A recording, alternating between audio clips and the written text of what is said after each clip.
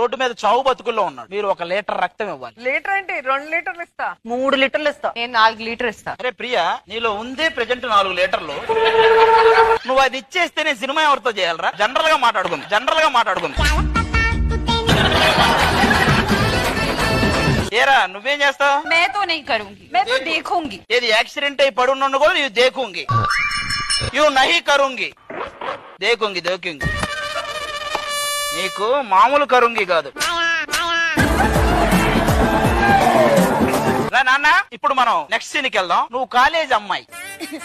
కొంచెం మేకప్ తీయలాగండి.